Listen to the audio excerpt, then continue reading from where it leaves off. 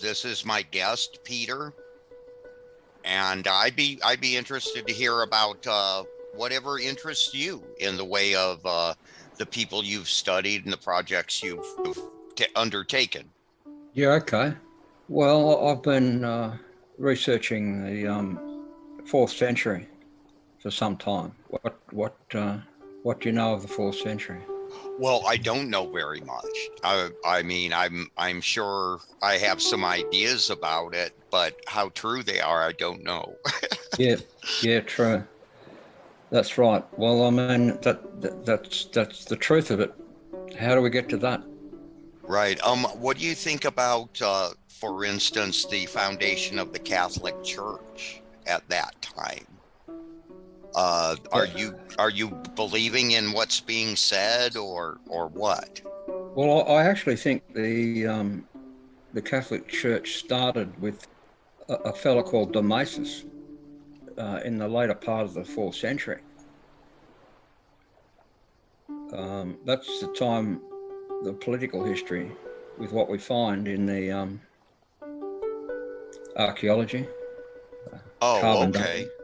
All right. So what about the meeting that the Catholic Church has about 325? That's the Nicene Council. Right. Yeah, well, that's the second meeting that Constantine held after he became the supreme military commander of the entire Roman Empire. The first meeting was one at Antioch, and the next one was at Nicaea, and both of them, as you'd expect, were probably related to the terms of victory. Do you have an interest in the fact that some of the people in the Bible seem to have military titles and whatnot? Paul talks about his fellow soldier, for instance. I think it's Timothy, or I can't remember who it is specifically. Yeah, well, the military were the ruling class. Whoever had control of the military normally called the shots. Okay. So, yeah, um, I think the military is often associated with book religions, for example. Russell Gmirkin has a theory about the composition of the Hebrew Bible in Alexandria in the 270s BC, which kind of has a military background. The Persians in the third century of the Common Era um, saw the rise of the King of Kings, Ardashir, who, when he became the supreme military commander of the Sassanid Persian Empire, decided to get a chief cleric to gather up the writings of the ancient Avesta Persian writings and to put them together in a canonized form.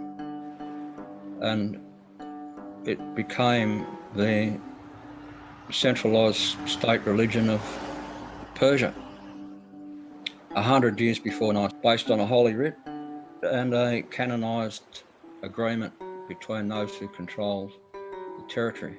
I see. What do you think spurred the Christian writings that we have that are apparently mid second century? I'm always one for asking questions, and the questions I've asked obviously have got to relate to the evidence that we have.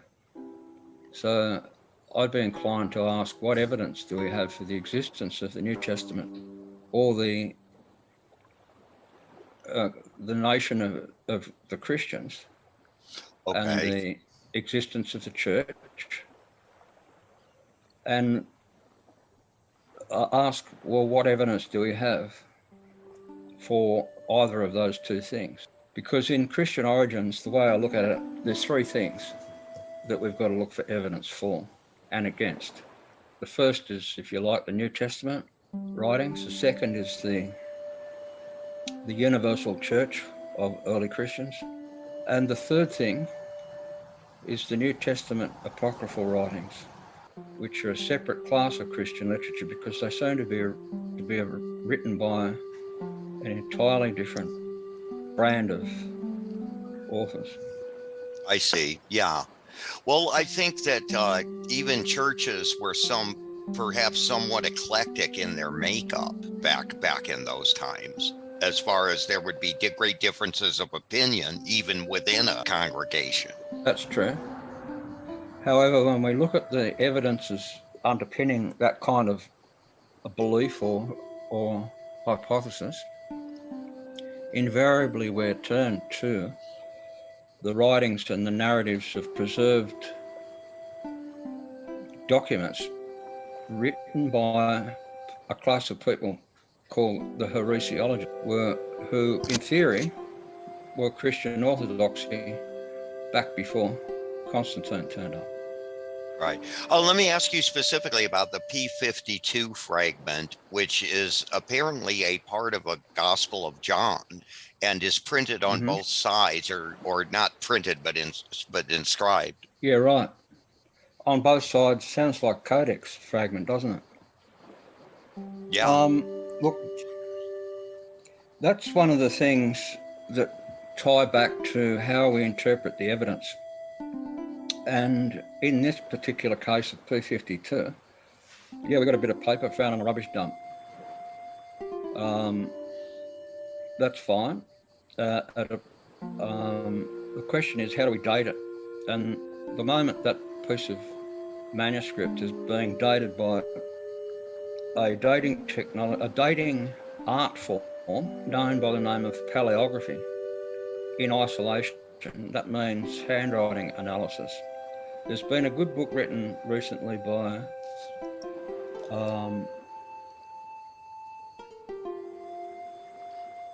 Brent Nongby called God's Library, and he doesn't have a really good thing anything much good to say about using paleography in isolation. Everyone's trying to get everything earlier, as though we're looking for a big bang. I understood that there was carbon dating on that. No, not on that one. Not on that one? Okay. No, I'm happy to hear that. No. I'm happy to hear that. I'll go ahead and review my sources on that. Thank you. But carbon dating's important. For example, the British Library hold two of the oldest manuscripts. They're codexes, Codex Alexandrinus and Sinaiticus. Now, they won't carbon date them. They should be, I believe. The thing that's been there's been a number of carbon datings. The most recent one, perhaps, and published one, is the Gospel of Judas, being located somewhere in the middle of the 4th century. And of course, that falls into this third category of Christian literature, which is the New Testament apocryphal writings, the books of the heretics. Basically, the way I look at it at the moment is that there were two groups: Orthodoxy and the heretics. If you're looking for a period in history where that might be a natural occurrence, you don't have to look much further than 325, when Constantine circulated the New Testament writings. I'd be inclined to bet that not too many people had heard of them. Because I've been desperately seeking the Christianity of the 2nd century and to try to comprehend that. The 3rd century, you look at Eusebius. He's our guide. A history of Eusebius preserves all sorts of stuff. Right. But if you're looking for physical evidence before the 4th century, there's only one thing that I've managed to find, and that is a thing called Jura Parchment 24, which is found way out on the Persian border at a place called Jura Europus. And it's been dated not by paleography, that is, not by its handwriting, although it has, but it was also been dated because they believe it was buried in an embankment that the Romans put down to try and defend this place against the Persians. So they put it in the middle of the 3rd century, but that's it. That's the only thing that I've basically, the big picture and also the small minutiae. You've got to be able to explain all the evidence, and that's the problem, I believe. Okay. The heretics are being left out of the picture. Right. I So agree. you'll get all these theories of Christian origins in the first century, mainly. There's a couple in the second, but they're mainly in the first century. And it's like that story with there's a joke, something like, you know, a, someone stops a car. There's a fellow wandering around under a streetlight looking for something on the ground. And they said, "What are you doing?" He says, "I'm looking for my car keys." And I said, "Are you sure you dropped them here?" He said, "No, I'm not sure. I don't know where I dropped them. I'm just under the street light because I can see here." It's as though the Vatican and the Nicene Church, let's call it the Nicene Church industry, which spawned the Vatican. If you think about it, what they've done since that time is build a massive row of flood banks of lights pointed in the first century. And every man and his dog goes down to that First Avenue where the big lights are on, and Right. in the middle of the arena, and they're looking really hard, and they can't find anything. So, and when you want to look in the second and the third century, all you've basically got is Eusebius. You've got a bit of archaeology, possibly to look at, but it becomes pretty clear once you look at it, there's a lot of special pleading going on. Okay, that doesn't surprise me.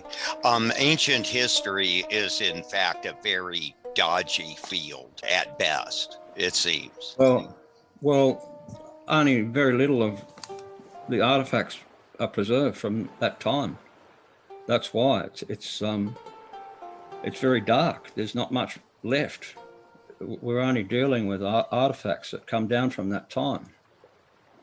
So the further you go back, the less information, the less data, the less evidence you've got in general. So yes, it is fraught with all sorts of perils, ancient history, no doubt about it. But we do have some evidence, and if we look both for the positive and the negative evidence, in other words, evidence against what we think and evidence for what we think, and we put them on the scale and weigh them, then that's the best we can do. Early Christianity, it would seem to me, probably didn't care where you came from. They probably didn't care what cults you belonged to. When would they have become exclusive, where they were saying, okay, if you join this cult, you can't belong to the other ones? Well, in my reconstruction, that does not occur before 325. Okay. And certainly at that time, no matter what was going on, a reset button's got pushed. But you've got a boundary event in human civilization. You've got to understand it's not just a simple, oh yeah, there was a council meeting and there's the minutes. It's not as simple as that.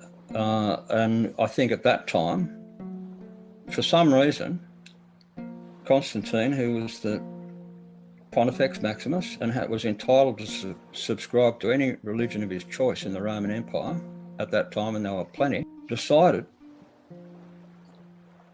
to convert to this thing that called Christianity, which who at that time had heard of it? There was probably some insignificant, obscure bunch of people in a scriptorium under the Colosseum. Do you agree that Christus is the origin of the term Christian? Can we even know? I mean, I think it's questionable. Yeah, sure, it's questionable. I've done a bit of a study on the Christus and the Christus and the Christian and the Christian as they appear in antiquity in the ancient sources, and the study seems to show that there's a lot of Christian stuff with an E. There's a fellow by the name of Martin Linton, who is on Academia, who's just recently put out a whole lot of work showing that the Christos version is saturated in the Nag Hammadi library. The translation, all the translations that you see of Christ in the Nag Hammadi library revert back to, in most cases, Christ with a crest, with an E, where the E and the I is capable of being present, explicitly present in the Coptic writing. So Christian seems to dominate the Nag Hammadi libraries.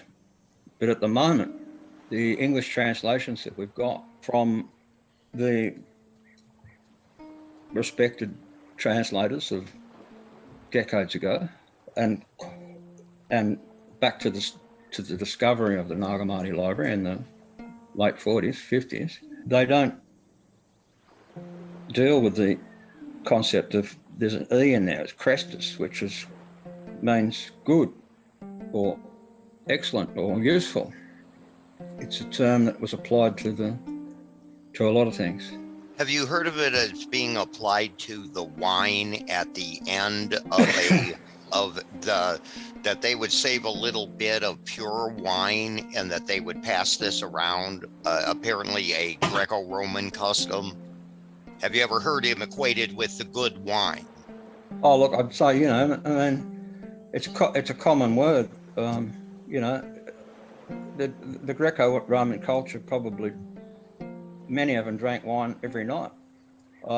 It's not and of course there would have been also all sorts of different customs and traditions and libations to the gods, and you name it. It was everywhere, I would think.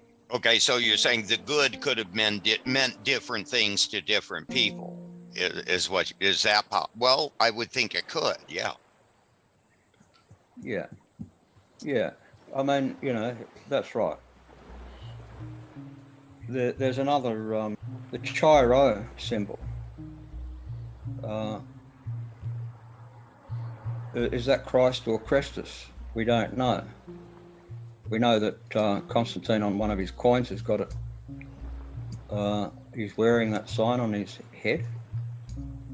But the Chi-Rho symbol as well, from what I've studied, was used previously in inscriptions, Greek inscriptions, as an abbreviation for the word, the Roman word centurion. Oh, okay. Well, Yeah. that's interesting. Yeah, well, it's, symbols and words and stuff, as we know, get shuffled around and circulated through the societies and the people and the international mixing pot. Yeah, it seems to me that the Bible, the New Testament, is pointing at the world, and it's doing it by counterposing the Roman Caesar with the humble guy they elected king in Jerusalem, and now he's being tormented and they're demanding his life. Yeah. So I mean, you can see that however you like, but it reminds me of classic mythology. Yeah, so now we're talking about the New Testament literature, are we? Right. I'm in the New Testament. It seems that they've written this thing for the world, and they're using the Jews as an example of people who don't really want to conform to a multicultural environment, and they're using the Romans as people who obviously are interacting everywhere around the world. Yeah. But they're doing it with an iron fist, at the same time. Yeah. Well, I think it's okay identifying what I think there's a lot of problems that we probably haven't yet solved, but if you're wondering, like, for example, who could have written the New Testament, to try and double guess motives and why did they write this and why did they write that, it's terribly difficult to reconstruct, because normally things happen in a context. So you've got to be, contextual. When was the New Testament written? Most people think it was written in the 1st century. But you would say 3rd century. I'd go so far as to say, if you want it in technical terms, basically, if you don't know when something happens, by using the classical method of source criticism, you've got to ask, what's the earliest and the latest possible dates that it could have happened? And have a range. What's the latest and what's the earliest? Now, I'll agree that the earliest date's the 1st century. But if I was asked what's the latest possible date for the emergence of the New Testament and the nation of Christians, that latest possible date is 325. Okay, but now, I mean, Christians, they wouldn't have necessarily had to have been a nation or tribe yet. There has to be some kind of concerted effort to write to this theme. Let me just back up the track here, because why I use that precise term, the nation of the Christians, is because that is the precise term that Eusebius, our one and only guide to the realm of the early Christians, aside from archaeology and inscriptions and whatever else we can turn up, physical bits of manuscript, anything like that, he's our only guide. So I'm inclined to think that it could have, he is the one that uses the term the nation of the Christians in his history. Okay. It's like, he's the storyteller of the new nation of Christians. Now, the same sort of thing can be seen if we just briefly consider the plight of the indigenous nations across the world under the process of what we call in history colonization. What you've got is that in America, in Australia, right across the world, in many places, when the empire came out and colonized, they did what they did. The indigenous people and tribes and nations were put underfoot. A lot of that still hasn't been redressed. But what has been redressed is that when we went to school, being older, we were taught the colonial history. In the 1970s, people started writing history from the Indigenous First Nations perspective, showing that they too had some sort of story which could be written into the history of this thing called colonisation. And after the 70s, it's become clear that the histories that were taught from an extremely colonial perspective were just completely wrong. They painted a lovely picture of the good old, colony, but forgot to mention that they were just taking stuff and, genociding, all this sort of shit. All that was never mentioned. Look, at least now we can see there's two sides to the picture, and most people would agree they're both necessary. The analogue now to come back to Christian history is all we're looking at now is a colonial version of what happened in the 4th century, given to us by Eusebius, the sources we called Eusebius, and his continuators in the 5th century. All those sources were preserved by the church industry. It's our job to reconstruct what happened in the 4th century. Well, no, that's fascinating, and I'm actually glad to hear an alternative interpretation on dating. You're not getting any scholastic support with that idea, I don't imagine. Well, actually, no, there's been a bit of criticism. Richard Currier, you might know him, he's written an article on Christianity couldn't have been invented in the 4th century. I wrote a small response to that in 7 pages, defending the notion that we have the latest possible date, terminus ad quem, of Christian origins in the 4th century, basically on the evidence. I mean, one of the main things that holds people to the 1st century row of floodlights is Paul, the epistles of Paul. Right. What's your opinion on Paul? Paul, I hold Paul to be a symbol of, to begin with, the Paul is a person. you know, a member of the polis who is the citizen. Okay. And he's a Roman who is a Jewish person. And this makes him this double identity to begin with. So to make a long story short, he's there at the local site, but he's pointing at the North Pole, I think. And he's the pole star, much as Apollo does, if you look into his mythology, and as the Titan Koios, who is Polus. Also, he's the Titan of the North Star. And Right. so these have to do with the prophecy, which is Apollonian for the Romans in this period. Delphi is the big name in that. Apollonius was a key figure in the ancient world during the first 3 centuries. Yeah. Well, here's the thing: in Greek culture, their 2 most popular deities are Pallas, Athena. Okay, Pallas is almost Paulus. In fact, it's an alternative spelling. Uh-huh. And if you take Apollo, then as well, he is the most popular deity in Greece and Rome. Okay, throughout Yeah. the entire period.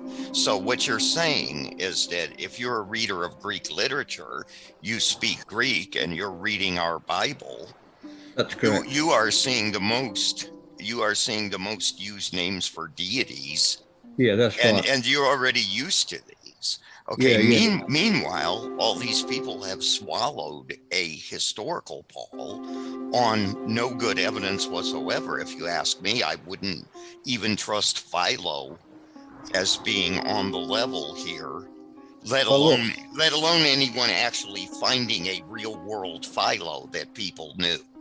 Okay, that yeah, would look, be another. that would be. There's been so many different manuscripts attributed to Philo and others. The attributions of the characters that we think we know about in the early centuries are dubious. Okay, Philo is another one of the Paulos names. Okay, Yeah. this is about the Pelos and the Phallos, and that's the 2 things they're kind of punning that Paulus with. The other big problem with the historicity of Paul is the argument must be, look, we've got all these letters, 7 of them are genuine and 7 of them are forged, or whatever it is. You work out what's the rotten apples doing with the good apples. And the argument is, oh well, look, we've got these magnificent 7 letters of Paul, therefore we know Paul existed. That is actually relies upon an assumption. Yes. It relies on an assumption that is always implied but never made explicit. And the fact remains that we can quite conscientiously explore the pathway out of the 1st century, which is basically bolded in there by Paul and his genuine magnificent 7, by asking the question, well, what if they're forged? What if someone else in a later century forged the letters of Paul? Now, there's been plenty of people that have argued this, starting with Bruno Bohr right through to Robert Price. There's a number of people who have said a lot of them, all of Paul's letters are forgeries, and we really don't know if an historical Paul existed. So we're only looking there because of the floodlights. Like I said before, there's a massive row of floodlights telling us, look, in the 1st century. Why do you think that is? Yeah, So, it's fascinating. I mean, I like the Flavian hypothesis. Okay, I well, look, just really do, but I can't yeah, prove it. no, I can't prove it, and they could be right. Like I say, if you're responsible, we don't know. So we've got to have the earliest possible and the latest possible date between which it's got to have happened. You know what I mean? Right. It's like saying you're narrowing stuff down. We don't know, but we might be able to tell what the limits are. So my perspective is no one's really bothered to check out the latest possible date, the limits of it.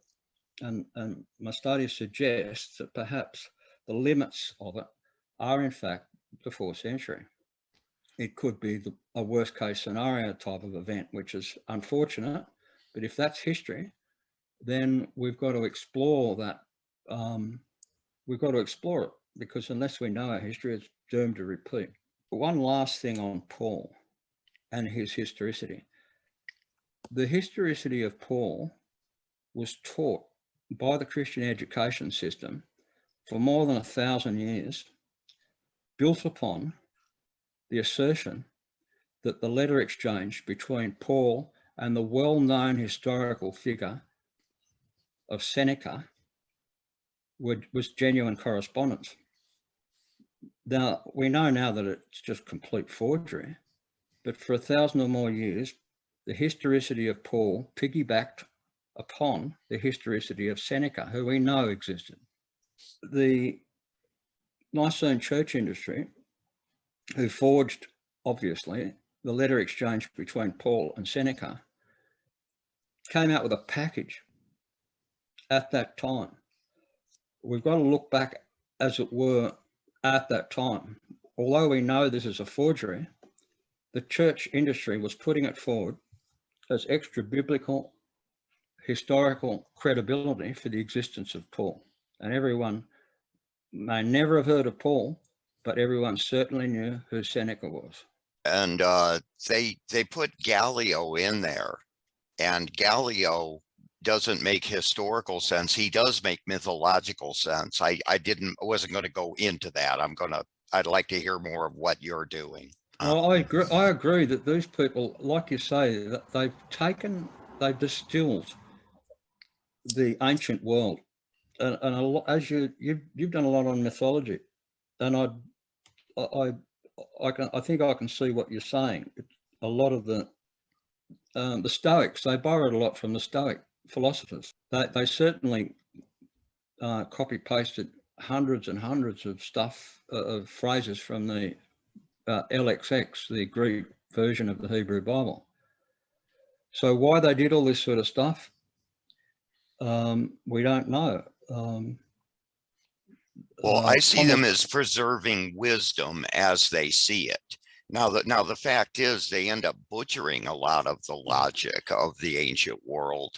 But they do that for, I'm sure, for mythological purposes. They know how to write for the crowd, and this has to reach different audiences. It has to reach the elites, and that's where you're going to really need philosophy and that sort of thing. Yes. And then it's got to reach the commoners, so you've got to have entertaining stories. Absolutely. Yeah, absolutely. And most people, it would be read to them. You've got to put it in perspective that that there is no Netflix, there's no any drive-in picture theatres, there's no radio or TV. Back in those days, people would go to a theatre or an amphitheatre and hear a story being read. That's their basic. That would be their Friday night at the theatre. What's on? They would be running stuff all the time.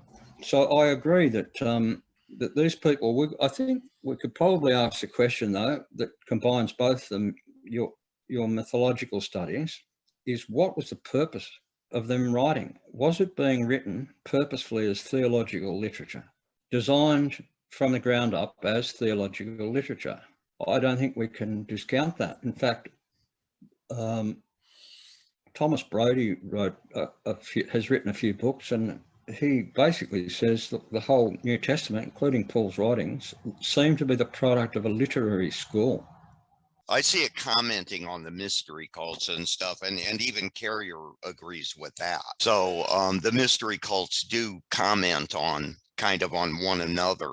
I think what it is there's a level where the Bible turns into it'll show you its globalism, but you have to be educated, you have to be well read in myth pretty much to get there. Yeah, look, I absolutely agree. There's been a number of different writers that have written books on that area in recent times, and I'm impressed with them. Dennis MacDonald was one of the earlier ones, and he argues that they were influenced by Homer. There's been others that have argued that they're influenced by Stoic philosophical writings. Here's one thing is an Yep. interesting idea is King Pentheus. Okay, the head of Harvard's classic department, Gregory Nash, says that the Christians took away the resurrection of King Pentheus from Euripides myth, or it was a play, Yep. but the Bacchae, but Yep. they took Pentheus out of that, and what I'm telling you is he got his resurrection. He got resurrected as Pontius. Is Right. what they did. Yeah, I Okay, think, but in a way, at the same time, they get to make the pagans look bad. yes, that's correct. I think you'll find Dennis MacDonald is definitely argued that sort of thing in his books. I don't know whether you've heard of his Oh writings, but no, I did in fact study him. There's a YouTube yes, there guy are. that Absolutely. does. It's called the Homeric Epics and the Gospel of Mark. Yeah, that's Truth true. Truth Surge, that's his name. Truth Yeah, Surge. He is okay. an excellent narrator. He does a great job on these videos. So if you Yep. can't afford McDonald's book, which I'm sure is an excellent book, then go ahead and check out Truth Surge on YouTube. Yeah, cool. Cool. Well, the other thing I think that's important to mention is that one can view the emergence of uh, the Christian Revolution of the 4th century as being started in the rule of Constantine, but concluded in about 381 or more, up the end of the 4th century in the rule of Theodosius. We're not talking about something that happened all at once. We're talking about something that took quite a few generations to happen. But the end point of it, what basically, is that the pagans had and by that I just mean the Hellenistic culture, had their own way of doing things. You could say they had a religious industry, but everything was religion. There were gods everywhere. You know, there was gods in the stream, in the surf, in the clouds, in the sky, everywhere. Right. At home, you know, round the corner on the borderlines, you know, all this sort of stuff. All that fell to bits because Constantine basically did a hostile takeover. Now, you mightn't think that that's possible, but I believe it is. If you look at it from the top down, from the pagan side of things, as you've said before, when we're just discussing this a little while back, the archaeology tells us that Apollo was perhaps the greatest worshipped god in that, if you like, the pagan church industry. Of the greatest exponent of that god at the time in the first 3 centuries was most likely Asclepius, the son of Apollo, who was the healing god. Now, the archaeology tells us that this god had temples everywhere throughout the Roman Empire and even beyond it. Massive networks of temples and many very large, ancient, highly revered temples, which were essentially a network of what we would now today call the public health system. Right. Yeah. Okay, it goes back to Hippocrates and the Hippocratic Oath. Right. That, and all the way through Galen, who was the physician of Marcus Aurelius, whose works dominate the works that have survived from antiquity, wrote stacks of medical literature, and designated himself as the therapeutoi of Asclepius. Now, that word therapeutoi in Greek basically just means a follower or an attendant of the god. Someone who, and the physicians, of course, were the attendants of the healing god. And those who followed that god were just, they followed him, you know, well, you got a broken bone, and so they heal you. There's truckloads of evidence for this. But unfortunately, what happened in the 4th century, as soon as Constantine became supreme, he turned his army against the temples of Asclepius. That was a tall poppy. And he cut them down He burnt their libraries, and all these temples had libraries, gymnasia. They had all sorts of various aspects of the Greek philosophical and art traditions. And at that point, the pagan church industry became the Christian church industry. And that was pursued, that agenda was pursued over a succession of emperors, Roman emperors, through the 4th century, with one small little exception, the last pagan emperor, Julian. Okay. But where did all this mix of myth come from that we find in the New Testament? I've been inclined to suggest it's some sort of literary school. Okay. We just have to work out when it was in full swing. When did they pump this stuff out the door? It's theological literature. Right. When was the theological literature required? Right. Well, what I'm looking at is Tarsus and Anatolia, speaking of Paul. Okay. Yep. Tarsus is one of the most understudied areas. What Paul is, in my understanding, is he's in the role of Tiresias for the Greeks. Okay. And he's a man of two camps. He's trying to bring two different groups together, and he's going to say whatever he has to say to do that. That's the basic idea. He's the real world preacher, and he's got to make this thing work. Okay. So he's going to have to talk people into it. Yep. So, and he's going to be two-faced in doing that, because he acts like everybody can come into one big group and they can be Hasids or whatever. They can be Essenes or something like that. And we're all going to get along. And we know this isn't going to happen. In fact, the Essenes moved to the middle of nowhere, so they didn't have to be around other people. Yeah.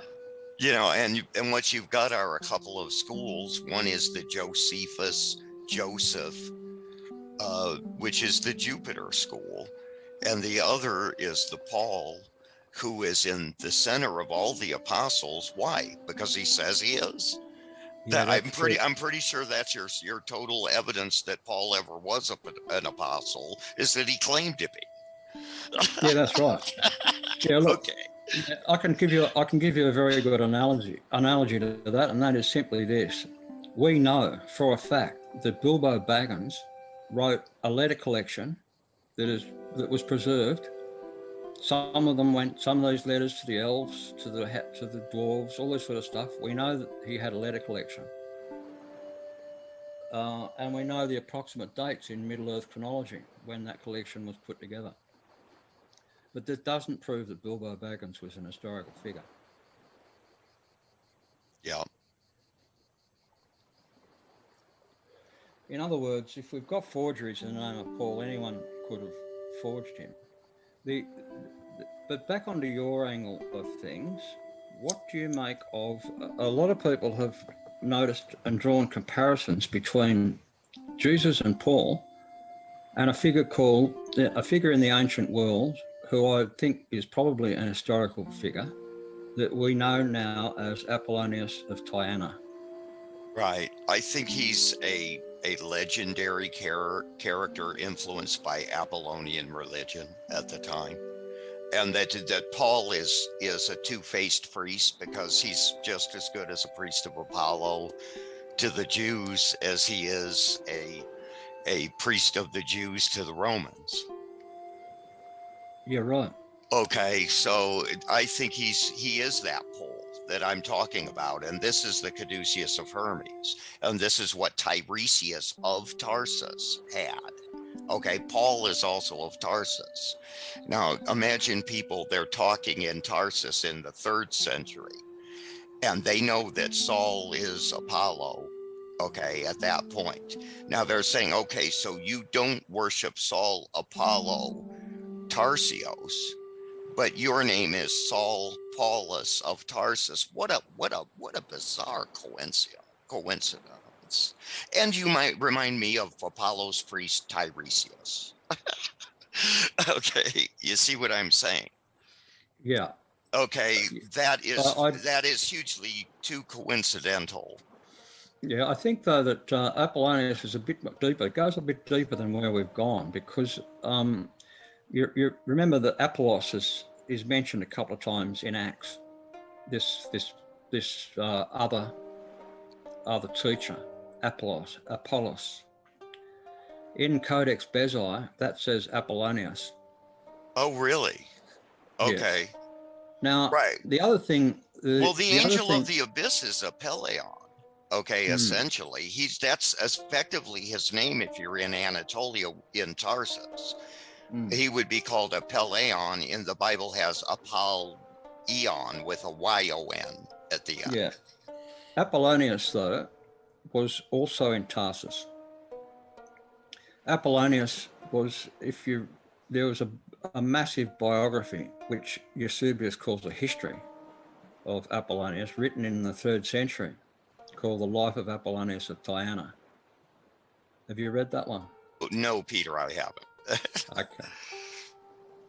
All right. Well, look, I'll send you a link to a bit of resources on Apollonius, who I believe actually was an historical figure. We've got inscriptions for this dude, massive inscriptions for Apollonius. Okay, but we've got inscriptions for people who never existed. We have Oh, inscriptions for Hercules characters and stuff like this. yeah. Okay. Yeah, And no, look, for, that's true. While that's true, there is other evidence, and it takes a bit going through. But for example, he was supposed to be the author of a large number of books, this okay, Apollonius, and there are fragments. Eusebius, the church historian, actually preserves a fragment of Apollonius as though he was quoting from the book of Apollonius. Things that we can know about them, we've got to put them together. And it's a matter of going out there and trying to identify these things that are related to, for example, whoever, Apollonius, whoever we're looking at in the whole narrative of Christian origins. And we've got to try and identify what evidence we may have for Apollonius, both in the positive sense and the negative sense. I mean, I do understand a lot of people consider Apollonius to be a legendary figure, and he may well have been. right. Okay, However, well, that's fine as long as we're clear on that. That's, yeah, yeah, that's not a problem. That's good reporting. So, yeah, yeah, it is. That's true. Um, but Apollonius and Paul are very similar types of characters. Apollonius was also supposed to be a priest of Asclepius, the healing god, and a lot of his writings were kept in the temples of Asclepius, which of course got burnt when a new religion was put in place by Constantine. right. Um, at any rate, Okay, well, here's one thing to think about with the Christians. The original Christians may have believed in a God that was actually beyond their comprehension.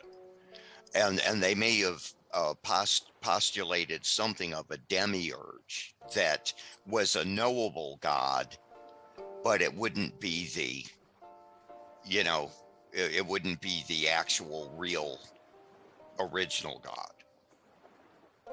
yeah, when you say, I think the ambiguous part of that question, from my perspective, is when you're saying the Christians wrote this or they did it, and we've got to, if you like, have to disambiguate two types of Christians, what we call one, those who wrote the canonical books, and two, those who wrote the other books, the other Jesus stories, not the New Testament apocryphal literature, the stuff we find, for example, in Nag Hammadi. Now, certainly all that's deeply Gnostic, and it's got all this stuff in it. Um, um, and we've got to be Well, able to explain. aren't they just producing the orthodox by editing the unorthodox to their form that they wanted, or anyway? Look, I think that this question is extremely deep, Alrighty. and has to be approached, very carefully because I believe that the people, that the whole bulk of the New Testament literature can be described as being a reaction between two different bits of literature. First of all, when Constantine introduced the Bible to the Roman Empire, I don't believe the New Testament apocryphal books had actually ever been written. I think that the latest possible date for the New Testament apocryphal books is after the Nicene Council, and as a reaction, literary, philosophical, religious, and satirical, polemical reaction to the books of the Bible, to the canonical books. As it was an avalanche of books that got produced after the Bible was published and given a great authority in the Roman Empire. The pagans had to write something, and some of them were philosophers, academics. They were part of the elite in Alexandria, probably, being told, well, hey, you guys, this is the Greco-Roman Empire, but we've got a new God called Jesus. He's in a book. What do you think of this? And then they just went and started writing the other Jesus stories. I know it sounds simple, but the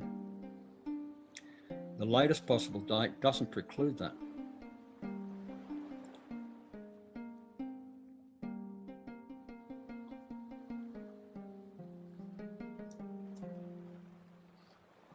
Okay.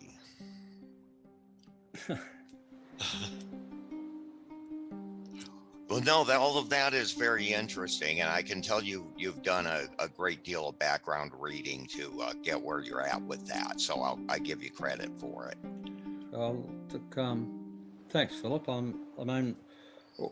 I think it's important for us to find our common ground. I think I'm pretty sure we agree on quite a few things, especially the means of this. It's a massive mixing pot that these people put together, and they wove into the New Testament writings, the canonical ones, the Gospels and Paul, all sorts of stuff which any of the people would resonate with them. These stories would resonate with them. There's no doubt in my mind you're absolutely correct in that. The next part of the investigation is to set those books aside and say to ourselves, okay, we've explained the canonical books. Let's try and explain what these apocryphal books are, the non-canonical books. How do we get this into the big picture? That's a challenge. I agree. It's like I think it's like one coin that's got two sides. You've got the heads and the tails. You know, we always see the heads, but we don't often see the other side of the coin, which is the books of the heretics.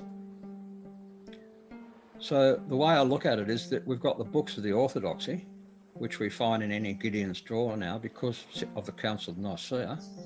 And then we've got the books of the heretics. Where do we find them? Well, they were burnt, they were buried, they were proscribed, they were outlawed, they were prohibited. They were listed in the index of prohibited books. And if you preserved any of those books, the laws were in the 4th century. If you were found with them and didn't actually have previously burnt them, you lost your head immediately on the spot. Amazing. So you've got this massive controversy and conflict that is going on, that has been kind of written out of history in the same way that the history of the indigenous people's resistance against colonisation got written out of history by the colonisers. Do you follow that as an type of historiographical comparison? Right. Well, I mean, look at what you have leading up to things. You have the Josephine writings. Do you believe those are from the end of the 1st century? or I mean, that there was a Josephus writing at that time. Do you believe that? Look, I've got no reason to disbelieve it. However, I'm still cautious. Um, there's reason to be caution here because Josephus was never ever preserved in Jewish literature.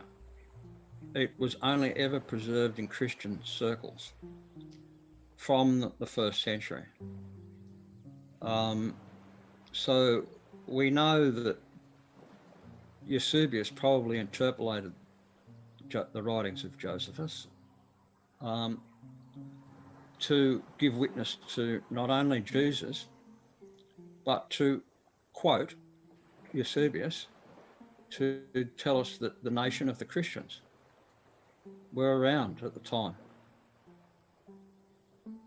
So a lot of people are looking for Jesus, but my advice is to lift the sights and look for the Christians. Right. Eusebius is in fact a parallel name of Sabazius, which is a name of Zeus and of Dionysus. All right. So I'm just saying, if I was looking for the Jupiter line, I know Eusebius says things he doesn't really believe. Okay, for instance, he talks about Plutarch and the slaying of Pan under Tiberius. And this is a crucifixion of Pan under Tiberius, and that all the gods died at this time. Okay, he knows that the crucifixion of Marsyas, which is what he's really referring to, is a well-known Greek myth that was carried on by the Romans from the Greeks. Stuff like that. And, believe it or not, you don't want to look at a Pan or something like that as a Messiah. But in Roman religion, you could have. Absolutely. Like I said, gods were everywhere. That's the way they looked at the world. They were not necessarily religious, but the fact was that the gods were part of their culture. Right. One of the other things that I would just lastly note on Eusebius is that he was the one that suddenly discovered in the archives, the Syriac archives, a handwritten letter by Jesus. Right. Yeah, I think I've encountered this. In fact, I've encountered similar sorts of things, and I just, again, couldn't put too much stock in anything in it. No. I only mentioned that. I mentioned that for one very good reason. We all know it's a absolutely complete and utterly fraudulent document. Right. Yeah, no, that's fine. I'm fine with that. What we've got to remember to do is to keep it on the table, on the far side of the table of things that we know to be fraud. What often happens is that they just get dismissed. The church would love to see them off the table. But we have an obligation as historians to actually insist they must remain on the table as negative evidence. And when you go through and you keep all this shit on the table, then the pile of negative evidence grows and grows and grows, and you've got mountains of the stuff that has previously been put forward by the church as historical documents that we now know to be complete forgery. But in any pious forgery is fraud. As an historian, we can't underestimate this. So therefore, we've got to keep everything on the table. Just put it on the far side of the table, the other mountain of stuff, but it's on the table and it has to be put into the weighing scales in this exercise. We've got to be able to explain what this shit is. You know what I mean? Having found a letter to Jesus is okay.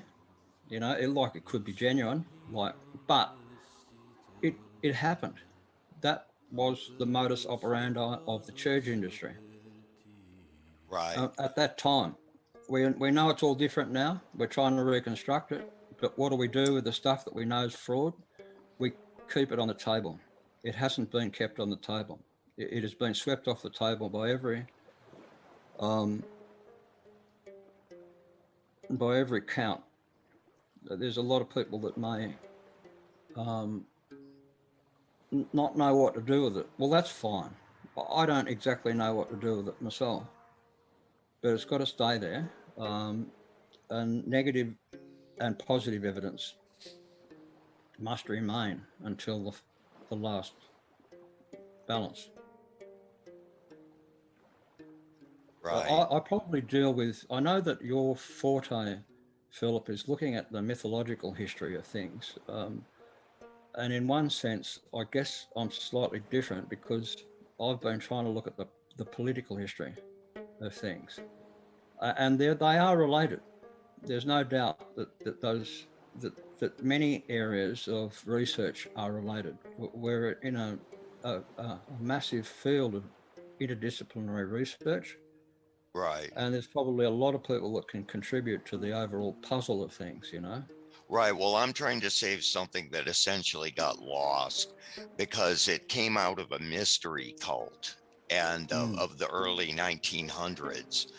And they had figured out that you could use the parallel names and you could trace out the root myths using those. And they taught you how to shift the names around so that you could find them. And Yeah. so you get a character like Berenice. Okay, I don't believe she's historical because I remember when she was Urshannabi or Ninshaber. She was Ninshaber. She was Inanna's. That's who brought Inanna back from the underworld. Okay, and that's Jesus's story. His is the story of going to the underworld and coming back by going to the grave. And these are really initiation rituals. Among the pagans, they all know what this means. You go into a chamber of initiation, you go undergo a transformation, you emerge, and you symbolically die and are reborn. Yeah, like the analogy of Plato's cave. Precisely. In fact, it includes that. Yes. It would include Polyphemus's cave also. Absolutely. Speaking of Paul. Absolutely. Paul is blinded. Polyphemus is blinded. Okay. So what they don't know is that Galatos was the son of Polyphemus, and so he's Goliath. And they don't realize this connects to Golgotha as the place of the skull, because Goliath had his skull cracked in the center. Okay, and his skull was apparently buried by David beneath a hill in Jerusalem, something along those lines. So Golgotha is representing this. So you're saying really that a lot of myths got lost. Well, a lot of the sources got lost. If you don't realize that King David is taking this giant down, and that giant is the son of Polyphemus. Okay, that's what was in the Odyssey. All right, that was what was in Homer. This is the stuff. And what it actually represents is the New Year's Eve, the darkest night of the year when the world is blinded, you see. Yeah. The solstice. And this is the symbolism. It actually relates to the environment the way the Greek deities did. Yeah. So what you find out is you got to know where the North Pole is just to get started on looking at the sky and that sort of thing. You need reference points. Oh, look, absolutely. Paul serves that, just as Apollo did. They're about these temples that are considered the center of the world. Delphi Temple was considered the navel. Yeah, that's right. And they were probably used for astronomical measurements because these guys had to keep, and there would have to have been observers to try and work out all the stuff that the proto-science of the Hellenic civilization and the Egyptian civilization had worked out about, you know, what was the Earth round, what are the planets, what's going on up there, and all that sort of stuff. Right, and so you get stuff like that. You also get Yahweh pulling Leviathan with a hook. And this is just describing the moon pulling the sea into the shore and coming on the land. Okay, but Yeah, there's an important thing here, because for the Greeks, this translates to the trident, and that is what they use to represent gravity. So they see the trident as existing under the earth, hmm. and it draws everything to itself. Yeah, that actually makes a good deal of sense because the tides are generated by the sun, the moon, and the earth. Three things constitute the tides. The sun will contribute one part, the moon contributes two, and therefore you have your king tides and your small tides. Oh, I didn't know that. Yeah, well, I was a surfer for a long time. If I was a religious person, if I had a religion, it would have been surfing. So um, definitely, That's definitely funny. the tides are probably based on the pivot points of the sun, moon, and earth. Right. Well, Uh, in again in Apollonian myth, Zeus takes the trident and he anchors Delos Island mm, to the bottom of the sea. Okay, mm, and this shows you again the trident is gravity, because it is actually gravity that holds islands to the bottom of the sea, mm. not the trident of Zeus. Yes, it's the three body problem, which is an ancient mathematical problem of the gravitational equation to describe the gravitational interaction of Bodies. um, three bodies: the sun, the moon, and the earth. That's solved. That there's no solution to that. It's a complex problem. They've put Okay. a they've yeah, but just to go back, how the myth has got lost. Also, I believe history itself has got lost, and it wasn't lost accidentally. It was lost on purpose. Um, um, and the history of the New Testament and the history of the books of the heretics, the non-canonical New Testament, if you like, the history of the conflict between those two parties of authors has been purposefully lost. And what I try and piece together is that when did this happen? And it seems to me that the avalanche of these other books could have happened immediately after the Bible was produced and told was to be the holy writ of the Greeks. Now, imagine yourself being just a normal pagan in a normal pagan world with all these gods everywhere, and the emperor, who is the Pontifex Maximus legally. Legally, he's the head honcho, the chief of all the high priests of all the different religions, and he comes along and says, "Well, look, um, here's the god of my preference, and I'm going to convert to him. And he lives in this codex." And you open the codex up, and his name is encrypted. It's not Jesus Christ. It's It's ISC. It's just encryptions. They're abbreviated terms. As a pagan, how are you going to read this? It doesn't make any sense. It's like a cryptic crossword puzzle. So I think that the academics of the time said, look, we're going to write our own Jesus stories. And they did. And it was a massive controversy, which got buried and got written out of history. And the Nag Hammadi Library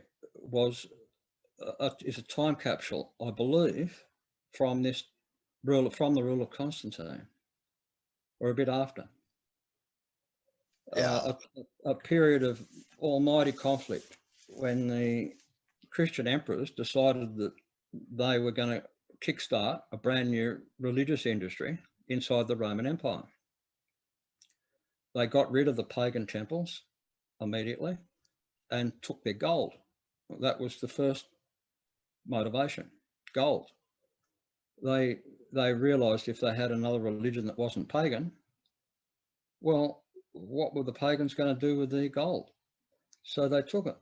Constantine looted the temples. And from then on, it was a matter of when was it going to become a monopoly business. And by the end of the 4th century, you've got Theodosius saying, well, we swear by the Nicene Creed. And anyone who doesn't believe in this creed is either a heretic or a madman, and will be dealt with by the army.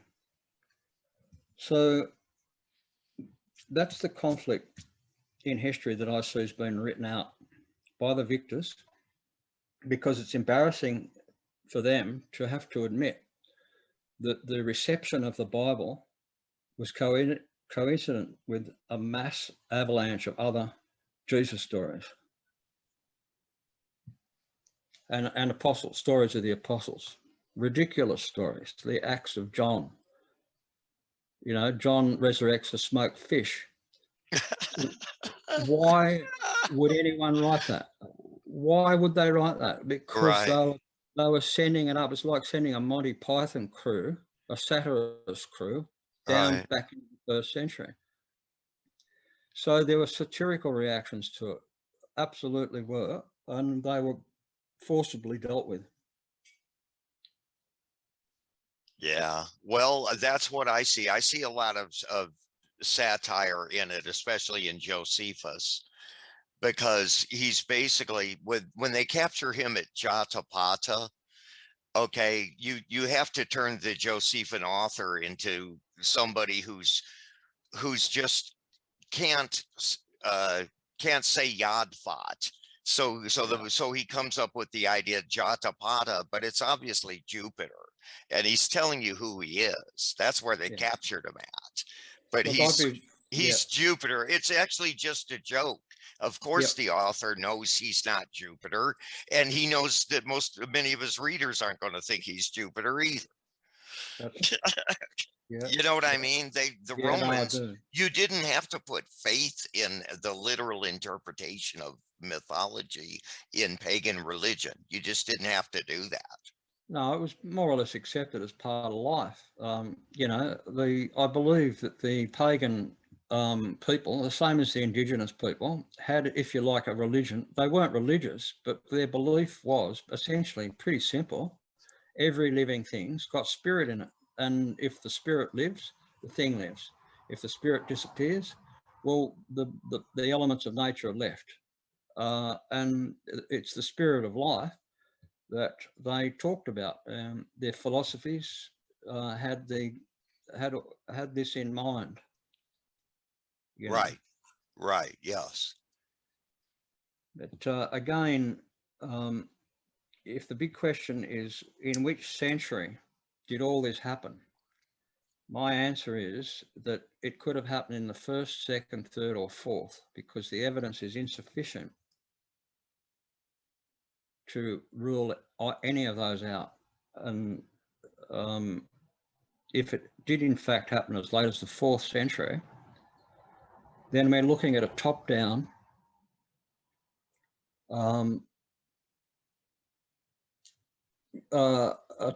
scam motivated by gold and power, because the religious industry in the pagan world was worth a lot of money, a lot of influence, and whoever controlled it was very influential.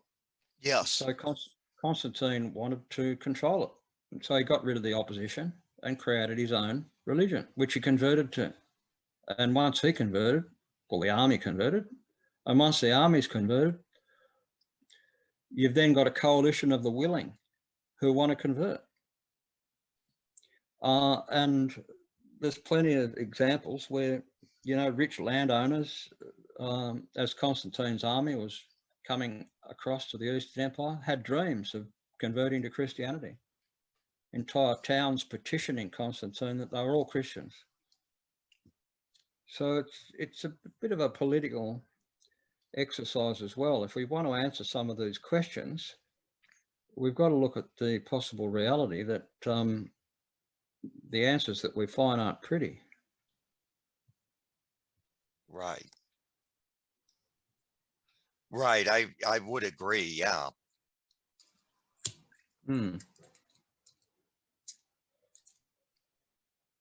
Yeah. But anyway, if you get into the Greek religion, you'll see that that was one of the things about their deities. They typically were related to some phenomenon in nature. They didn't just have a purely hypothetical basis. That's true. That was reserved essentially for Plato, I believe. Plato wanted to, you know, I mean, it wanted a philosophical source, and although the common people would have been happy with, you know, the divinity that lives at the at the at the at the border of their community. You know, the river, the stream, the trees, the forest, whatever. Right, right, So yeah. it was, as you say, it all went back to nature. But the problem was when your divinity was an encrypted term inside a codex. What do you do with that? And the Greek world was turned on its head. Basically, that's an epigram writer called Palladius tells us that when Christianity came in, the Greek world was turned on its head. Oh, yeah, I'll bet. I mean, their religion, what it lacked in moralizing, it made up for in intellectual appeal. And to me, at least from when I read it. What, the Greek religions? Yeah, the Greek religions, I find them very intellectually stimulating. I find them a cerebral people. Yeah, And absolutely. But I also find them very moral. For example, you know, even the Aesop's fables, they're moralistic. You know, the philosophical writings of the Stoics is very moralistic. They had their the Greeks had all their intellectual traditions. You know, astronomy, medicine, philosophy, history. They had all this stuff: music, mathematics, geometry, right, and on it goes. Sculpture, art. You know, the making whoever made that Antikythera mechanism. You know, that right, thing that. yes, yes. So It's these, from about the first or second century BCE, I think. Or yeah, these guys weren't just, you know, they weren't just sitting down at the temple, hanging out, having a glass of wine.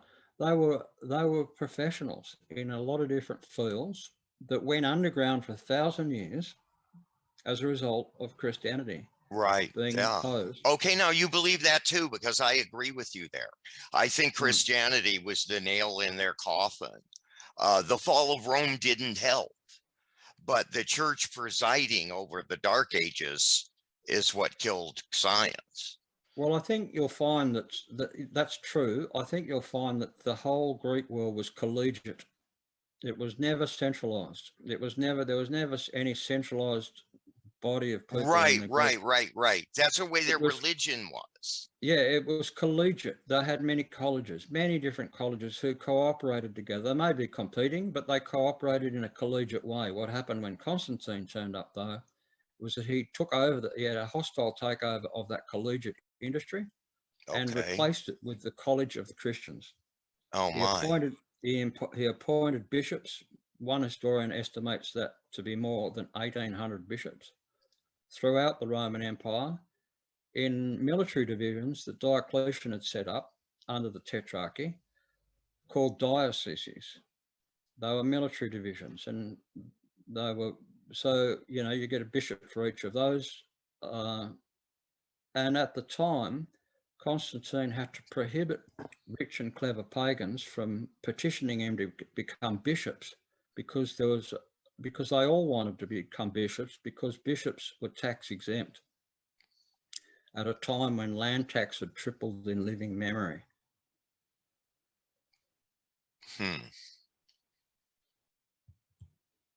So I think that the old religion, the collegiate nature of all the religions suffered a hostile takeover at that time in political history, and it had struggled to survive in an environment where a centralized monotheistic state was established.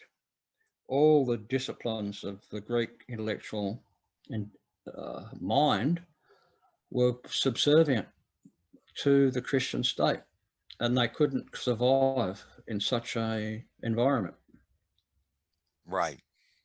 Well, that's good. I'm glad to hear that. That's a brief statement of a theory, I'm pretty sure. Hmm. Oh well, yeah, yeah. So